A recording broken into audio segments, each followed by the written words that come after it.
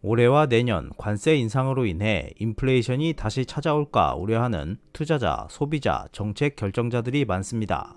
하지만 현실은 다릅니다. 지금 전 세계에서 더 뚜렷하게 나타나는 현상은 오히려 강력한 디스인플레이션입니다. 경제협력개발기구 OECD는 최근 G20 주요 국가들의 향후 물가 상승률을 전망했습니다. 2024년 물가 상승률은 평균 6.2%였지만 2025년에는 3.6%, 2026년에는 3.2%로 점점 낮아질 것으로 예측됐습니다. 이는 전 세계적으로 디스인플레이션 압력이 본격적으로 작용하고 있다는 의미입니다. 그런데 여기서 눈에 띄는 예외가 하나 있습니다. 바로 미국입니다. OECD는 미국의 물가 상승률이 올해는 4% 미만, 내년에도 여전히 미국 연준의 목표치인 2%를 웃돌 것으로 예상했습니다. 즉, 다른 나라들은 물가가 잡히고 있는데 미국은 여전히 인플레이션과 싸우고 있는 상황이라고 할 수 있습니다. 실제로 미국의 4월 개인 소비지출 물가지수는 전년 동월 대비 2.1% 상승하며 4년 만에 가장 낮은 수준을 기록했지만 골드만삭스는 올해 하반기 미국의 물가가 다시 4% 근처까지 상승할 수 있다고 보고 있습니다. 결국 지금 미국은 물가가 잡히는 듯 보이지만 다시 튀어오를 수 있는 불안정한 인플레이션 구간에 있는 셈입니다. 미국 다음으로 경제 규모가 큰 중국과 유로존은 어떻게든 물가 하락 흐름에서 벗어나려고 안간 힘을 쓰고 있습니다. 하지만 이 두 경제권이 서로 깊이 연결된 무역과 금융 구조는 오히려 글로벌 디스인플레이션 압력을 더 강하게 만들고 있습니다. 이런 구조적인 흐름은 앞으로 원유 가격의 상승마저 억제할 수 있는 요인이 될 가능성도 있습니다. 최근 유럽에서도 물가 상승세가 둔화되고 있습니다. 2025년 5월 유로존의 소비자 물가 상승률은 1.9%로 집계되었는데요. 이는 유럽 중앙은행이 목표로 삼고 있는 2%보다 낮은 수치입니다.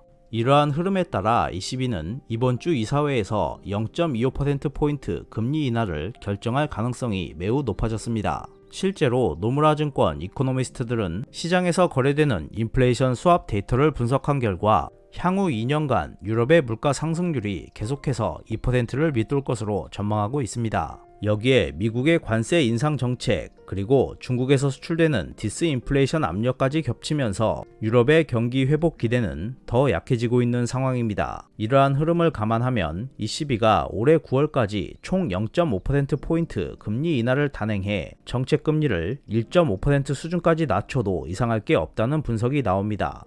한편 중국은 이미 디플레이션에 본격적으로 접어든 것으로 평가됩니다. 투자자들 사이에서는 중국의 디플레이션 우려가 공공연한 사실이 되었고 실제로 지난 2년 동안 중국의 소비자 물가 상승률은 1%를 넘은 적이 거의 없습니다. 최근 수치를 평균해보면 0% 근처에서 정체되어 있는 상황입니다. 중국 정부는 작년 9월부터 여러 재정 금융 정책을 쏟아내며 경기 부양에 나섰습니다. 하지만 아직도 국채 금리가 매우 낮은 상태이고 디플레이션 그림자는 경제 전반에 브레이크를 걸고 있습니다. 이 때문에 중국은 자국 내 경기 회복도 어려울 뿐만 아니라 자국 제품의 가격 경쟁력을 기반으로 사실상 전 세계에 디플레이션을 수출하고 있다는 지적도 나오고 있습니다. 이번 흐름에서 가장 중요한 변수 중 하나는 바로 환율입니다. 최근 중국 위안화는 달러 대비 지난해 11월 이후 가장 높은 수준에 근접했습니다. 하지만 겉으로는 위안화가 강세처럼 보일 수 있어도 실질 실효 환율로 보면 이야기가 완전히 달라집니다. 실질 실효 환율이란 물가와 교역 상대국을 반영해 측정하는 통화의 진짜 가치를 의미하는데요. 현재 위안화의 실질 가치는 2012년 이후 가장 낮은 수준입니다.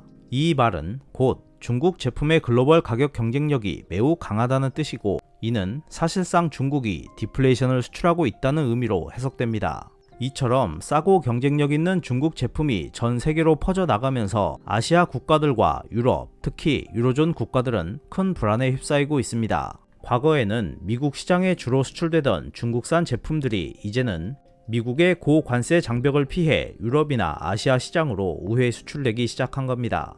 결과적으로 글로벌 소비재 가격이 낮아지고 그만큼 전 세계 물가가 더디게 오르는 구조, 즉 디스인플레이션 압력이 강해지고 있습니다. 지금까지는 관세가 오르면 수입 물가가 오르고 결과적으로 인플레이션이 발생한다는 것이 정설처럼 여겨졌습니다. 하지만 이번 사례는 다릅니다. 최근 스위스의 경제 데이터는 이런 기존의 공식이 모두에게 적용되지 않을 수 있다는 점을 경고해주고 있습니다.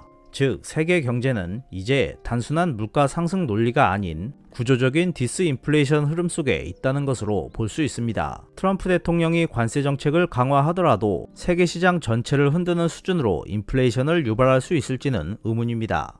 오히려 스위스 사례처럼 중국의 구조적 수출 디플레이션과 같은 강력한 압력이 이를 상쇄하고 있는 현실이 확인되고 있습니다. 이렇게 보면 지금 세계는 단순히 관세 때문에 물가가 오른다는 공식에서 벗어나 훨씬 복잡하고 다층적인 물가 구조 속에 들어섰다고 할 수 있습니다. 국제통화기금과 경제협력개발기구는 최근 보고서에서 세계 각국의 인플레이션 압력이 완화되고 있지만 이 배경에는 공급망 재편, 디지털 전환 가속화, 그리고 구조적인 수요 변화 등이 자리잡고 있다고 분석합니다. 특히 OECD는 2025년과 2026년 세계 주요국의 물가 상승률 전망치를 점진적으로 낮추면서도 불확실성이 여전히 크다고 경고했습니다. 주요 중앙은행들도 이러한 흐름에 대응해 정책 방향을 조심스럽게 조정하고 있습니다. 예를 들어 유럽 중앙은행은 최근 물가 상승률이 목표치 이하로 떨어지면서 금리 인하를 검토 중이며, 이는 경기 부양과 함께 디스인플레이션 압력을 완화하기 위한 조치입니다.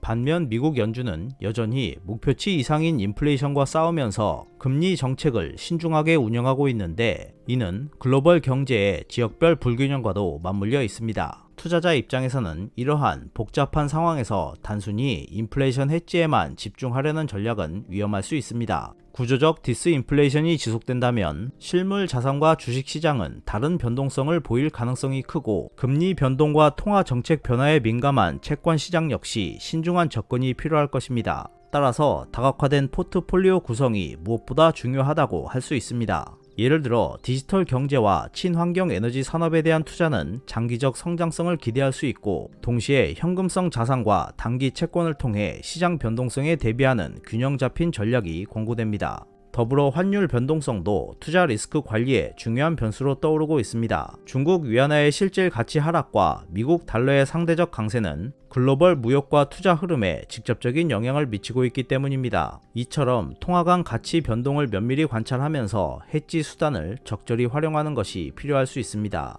결론적으로 향후 경제 정책과 투자 전략은 한층 더 다층적이고 유연한 접근이 요구됩니다. 관세 인상과 같은 단기적 충격뿐만 아니라 구조적 변화와 지정학적 위험, 기후변화 등의 장기적 변수까지 폭넓게 고려하는 통합적 시각이 필요하다는 점을 전문가들은 강조하고 있습니다. 이러한 흐름 속에서 정책 결정자들은 경기 안정과 물가 관리 사이에서 균형을 맞추며, 동시에 글로벌 협력을 통해 불확실성을 줄이려는 노력을 지속할 것입니다. 투자자 역시 단순한 트렌드 쫓기보다 경제 구조의 근본적 변화를 이해하고 그에 맞는 전략적 대응을 준비하는 것이 현명한 선택이 될 것입니다.